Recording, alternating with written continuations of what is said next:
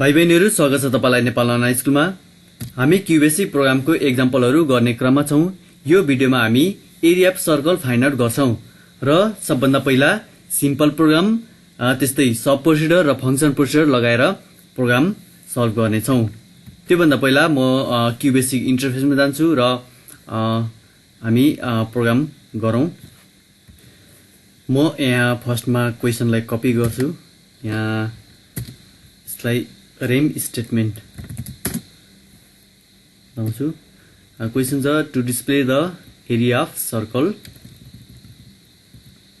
In procedure sub procedure function procedure मा हामीले print गर्छौं। अब यहाँनेरि सबभन्दा पहिला सिम्पल प्रोग्राम गरौं र सबभन्दा पहिला हामीले area of circle find out गर्नका लागि के कुरा चाहिन्छ भन्दाखेरि हामीले रेडियस इनपुट गर्नु पर्यो, हो हैन। आर भनेर रेडियसका लागि युजरबाट इनपुट गर्नु पर्यो। त्यसका लागि कुनै एउटा भेरिएबल चाहियो र त्यस्तै हामी पाईको भ्यालु हामीलाई थाहा हुनु पर्यो। पाईको भ्यालु थाहा पाउनको लागि हामी कन्स्ट गरेर त्यसलाई पाईको भ्यालु दिन्छौं र त्यसलाई चाहिँ कुनै एउटा भेरिएबलमा स्टोर गरेर त्यही कुरालाई प्रिन्ट गर्छौं। अब ल गरौँ है त। सीएलएस कुनै युजरबाट इनपुट गर्नका लागि कुनै भेरिएबल गरौँ। इनपुट इन्टर द सर्कल भनेर म आर भन्ने भेरिएबल दिन्छु, जुन चाहिँ युजरबाट इनपुट गरेको नम्बर अथवा नम्बरहरू चाहिँ आर भन्ने भेरिएबल गरेर आर स्टोर हुन्छ। कन्स्ट भनेको नन एक्जिक्युटेबल स्टेटमेन्ट हो। अब यसलाई कन्स्ट भनेर पाईको भ्यालु म यहाँ दिन्छु। पाईको भ्यालु 22/7 यो एक्जिक्युट हुँदैन। कन्स्ट भन्ने नन एक्जिक्युटेबल हो र यसको भ्यालु छ पाईको भ्यालु 22/7 छ र सपोज लेट भनेर लेट स्टेटमेन्ट दिन सकिन्छ। एरिया इज इक्वल टु अब सर्कलको एरिया फाइन्ड आउट गर्नका लागि फर्मुला पाई आर स्क्वायर हुन्छ। अब यसलाई चाहिँ पाईको भ्यालु र आर इन्टु आर भनेको आर स्क्वायर यसरी दिन सकिन्छ। र यहाँनिर हेर्नुस् त एरिया अफ सर्कलको फर्मुला यहाँ छ र यही फर्मुलाबाट निस्केको रिजल्ट चाहिँ एरिया भन्ने भेरिएबलमा स्टोर हुन्छ र त्यही प्रिन्ट हुन्छ। के प्रिन्ट हुन्छ भन्दाखेरि एरिया अफ सर्कल भनेर यहाँनिर एआरए इन्ट गर्छु प्रोग्राम। पहिला म यसलाई एक्जिक्युट गराउँछु। यहाँ enter the area of circle भनेको छ। सपोज म यसलाई 50 एरिया अफ सर्कल इज 50 छ। यसको रिजल्ट डिस्प्ले भएको छ प्रिन्ट स्क्रिनमा।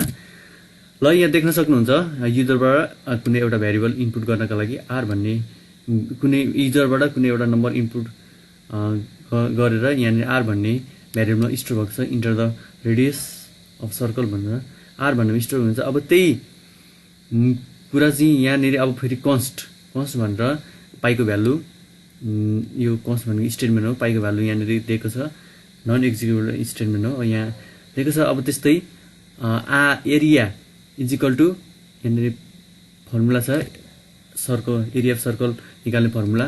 अब युजरबाट इनपुट भएको कुनै एउटा नम्बर भ्यालुहरू यहाँनिर क्यालकुलेसन हुन्छ र पाईसँग यहाँ क्यालकुलेसन हुन्छ र एरियामा स्टोर हुन्छ। त्यस्तै यहाँ आएर एरिया डिस्प्ले हुन्छ। यसरी हामीले सिम्पल प्रोग्राम गर्न सक्छौं एरिया अफ सर्कलको। अब सब प्रोसिडरबाट यही प्रोग्रामलाई गरौँ है त। म यसलाई डिलिट गर्छु। सब प्रोसिडरबाट गर्नको लागि पहिला चाहिँ हामीले सब प्रोसिडर डिक्लेयर गर्नु पर्यो। कुनै एउटा सब प्रोसिडर नेम गरेर डिक्लेयर गर्नु पर्यो। अनि त्यसलाई कल गर्ने र तल फेरि डिफाइन गर्नु पर्यो।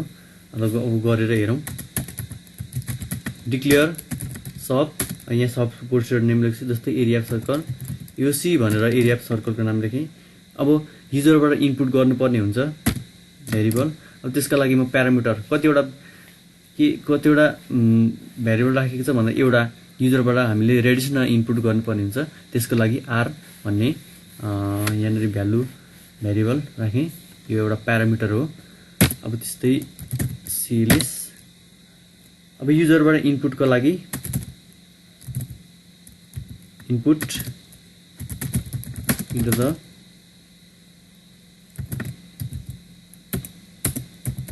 रेडियस अफ अ सर्कल भनेर म यहाँनिर आर भनेर दिन्छु।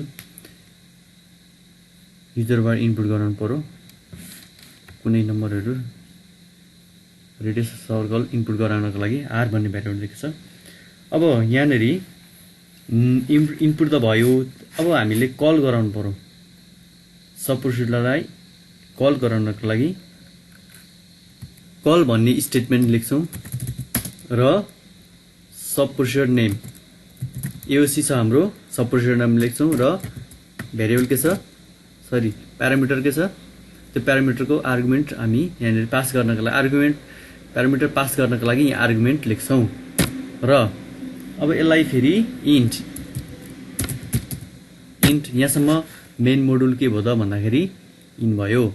के गर्यौँ भन्दाखेरि यहाँ माथि हामीले डिक्लेयर गरेको छौँ र यहाँ कुनै भ्यालु इनपुट गर्नको लागि युजरबाट इनपुट गर्नको लागि भेरिएबल लेखेका छौँ। त्यस्तै यहाँ कल गरेको छौँ, कल स्टेटमेन्ट र सब प्रोसिडर कल गर्नको लागि सब प्रोसिडर नेम र आर्गुमेन्ट पास गर्नको लागि यहाँनिर आर्गुमेन्ट आर भन्ने गरेको छ। अब सब मोडुलमा जानको लागि सब गर्ने अनि एओसी गरेर यहाँनिर सब प्रोसिडर नेम दिइसक्यौँ र यहाँनिर प्यारामिटर आर भन्ने। अब यो सब प्रोसिडरमा के हुन्छ भन्दाखेरि सब यहाँ यो भनेको सब मोडुल हो, सब मोडुलमा डिफाइनिङ गर्ने काम हुन्छ, एक्जिक्युट गर्ने काम हुन्छ। त्यसको लागि हामीले चाहिने कुराहरू सबै कुराहरू यहाँनिर लेख्छौँ। जस्तै कन्स्ट पाईको भ्यालु दियौँ, कन्स्ट गरेर पाईको भ्यालु यहाँ दिन्छौँ 22/7। अघि मैले भनिसकेको छु कन्स्ट भन्ने नन एक्जिक्युटेबल स्टेटमेन्ट हो। अब यहाँनिर पाईको भ्यालु फिक्स गरेको छ 22/7 हो भनेर फिक्स गरेको छ पाईको भ्यालु कन्स्ट गरेर। अब formula of area is equal to, अब यहाँनिर फर्मुला दिउँ त पाई इन्टु आर गरेर अब एरिया प्रिन्ट गर्नु पर्यो।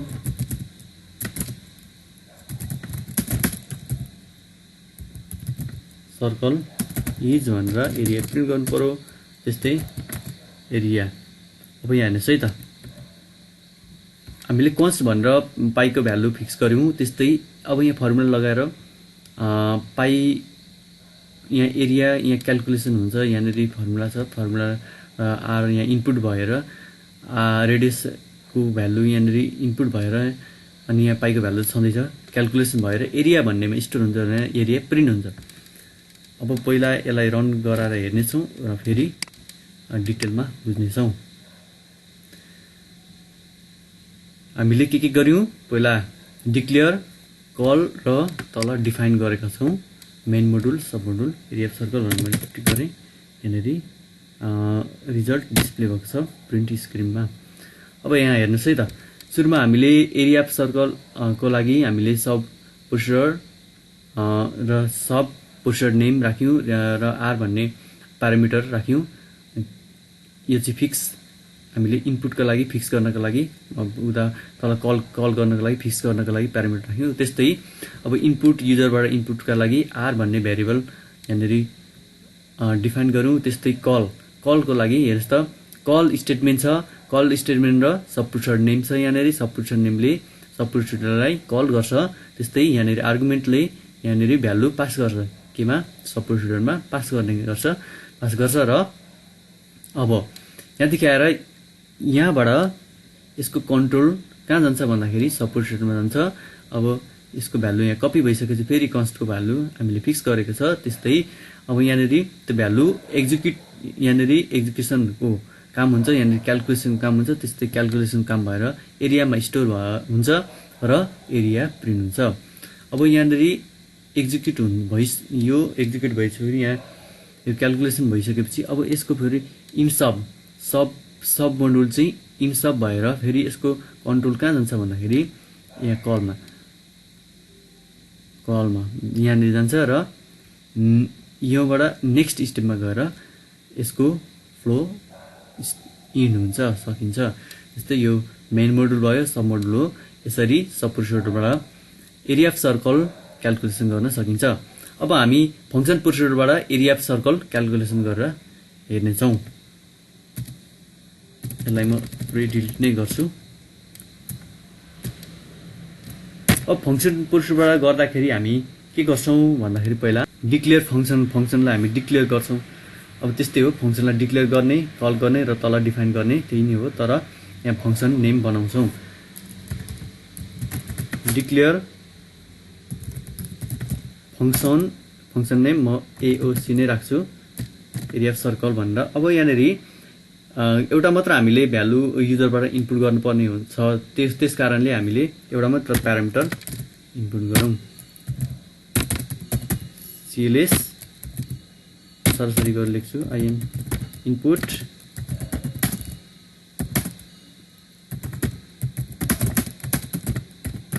सर्कल हामीले इनपुट गरेको तपाईँले बुझिहाल्नुभयो।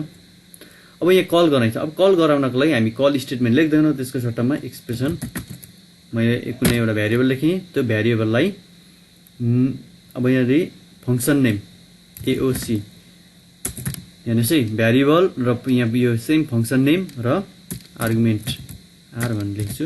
त्यसले कल गर्नलाई हेल्प गर्छ, भ्यालु रिटर्न गर्छ र यहाँनिर भ्यालु रिटर्न भएर कल स्टेटमेन्टको काम गर्छ। अब एरिया प्रिन्ट गर्नु पर्यो। प्रिन्ट गर्नको लागि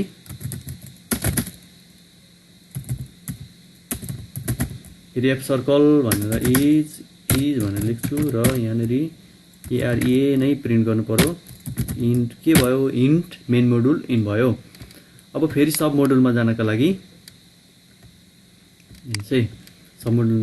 जानको लागि यहाँ न्यू फङ्सन गरेर AOC भनेको के हो, फङ्सन नेम र हाम्रो प्यारामिटर के छ